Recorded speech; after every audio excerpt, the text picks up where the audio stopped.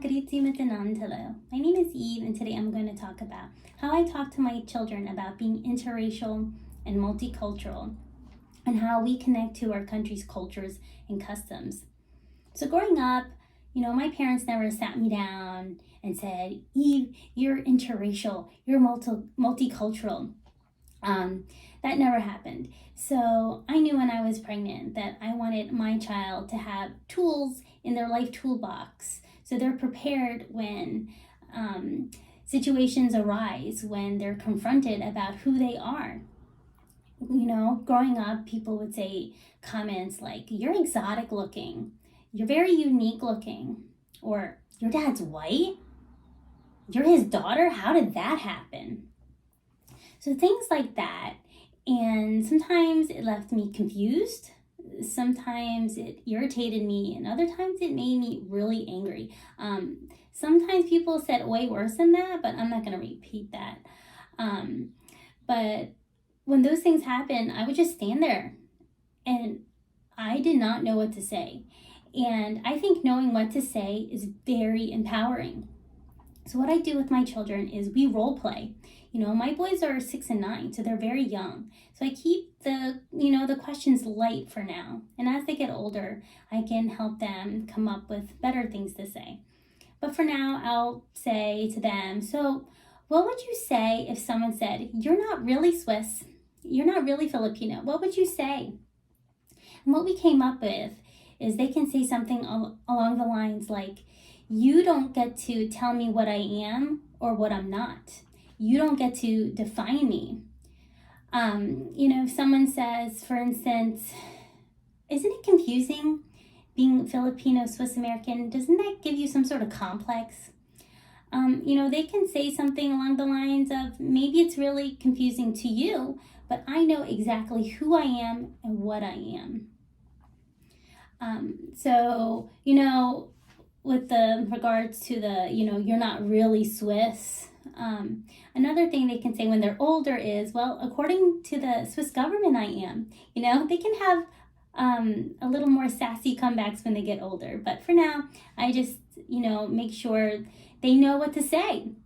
Because I know these things are going to come up, so might as well be prepared for it.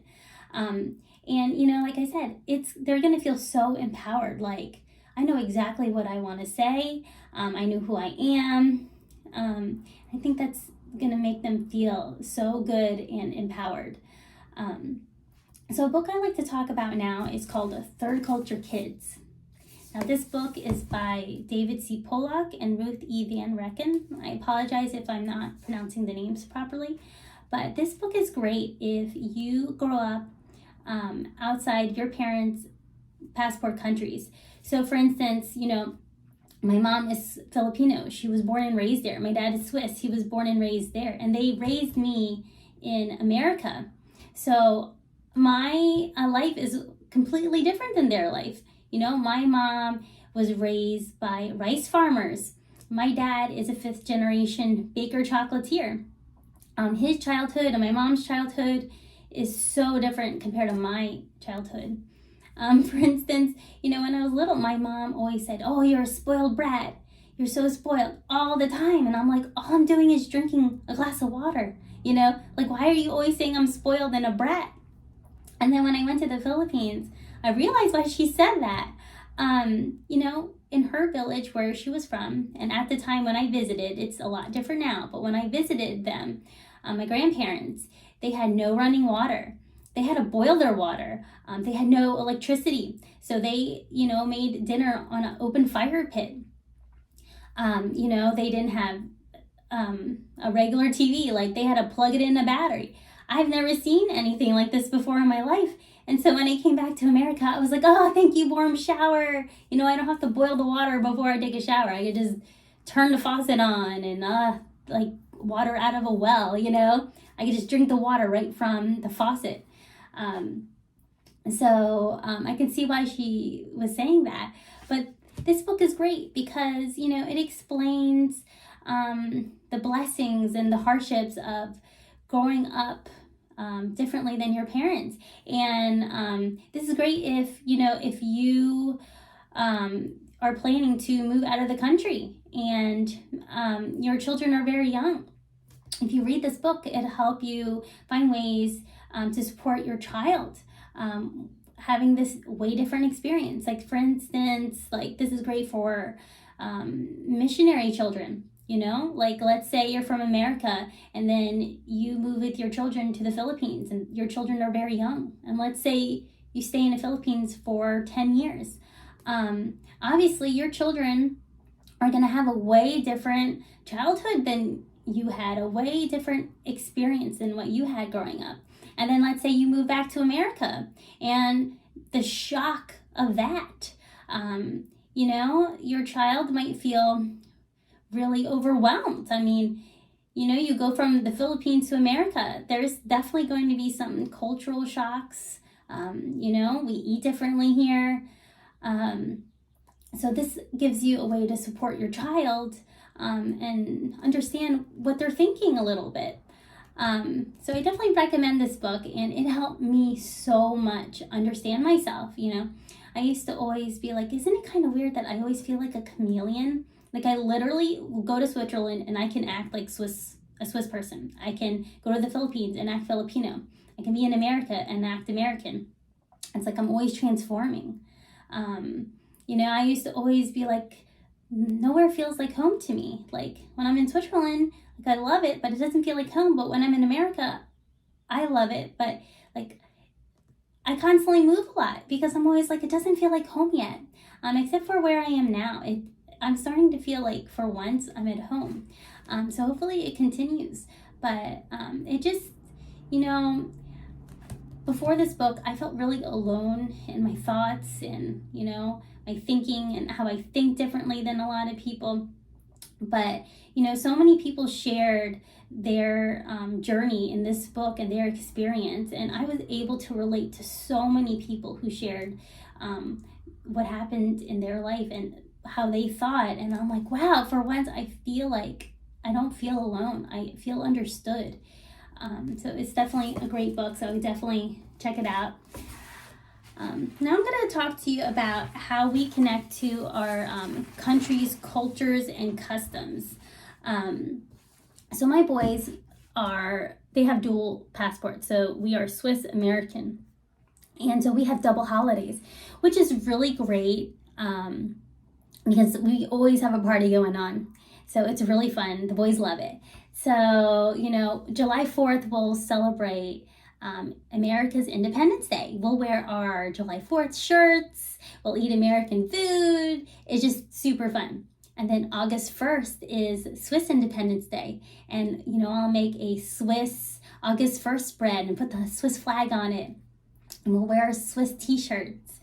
You know, for Santa Claus Day in Switzerland, December 6th is Santa Claus Day. And I'll make a Swiss bread. And I'll show you a picture of this Swiss bread.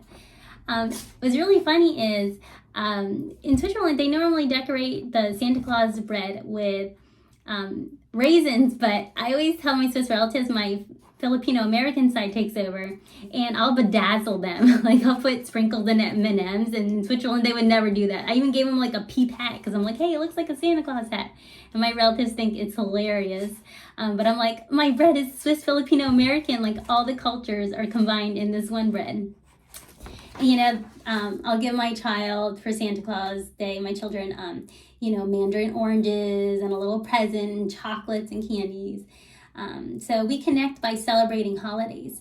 Another thing that we do is I've signed my children up for out-school classes about Filipino history. And this one Filipino history class that we took, she asked us to make a family tree. And it was so amazing seeing my husband's American side, the Swiss side, the Filipino side, and seeing our family. And, you know, like, we come from way different backgrounds, all of us. And it was really, really awesome to see that and to see our children and see what characteristics they get from their different relatives.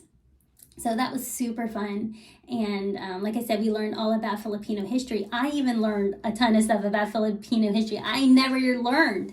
So I was really grateful for that class. We also took another class from this wonderful teacher. It was she was making a Filipino dessert halo-halo with Play-Doh. So that was really fun, learning how to make a Filipino dessert. We went to Teachers Pay Teachers and we got a Filipino packet. I'll link it below. And she talks about customs and cultures of the Philippines and Filipino crafts. So that was a great way of connecting to the Philippines. And, I read my boys books about all the countries, and, they are in school in America. So they're immersed every day in American customs and cultures. So, I also try to immerse them in Filipino and Swiss cultures. And so if your child has multiple cultures, try to immerse them with foods. If you can celebrate all the holidays, that's super fun. Or even go to those countries. Fortunately, we were able to go to Switzerland, and my boys were allowed to, be absorbed in the culture and customs of Switzerland. And hopefully in the future, we can go to the Philippines and connect more to our Filipino roots. Hopefully that we can do that in the future. So that's what we do to connect to our countries, cultures, and customs. I hope that you can find ways to connect with your, customs and cultures. And I hope you found what I said today super helpful. And please subscribe to my channel. Dankeschön. Tschüss.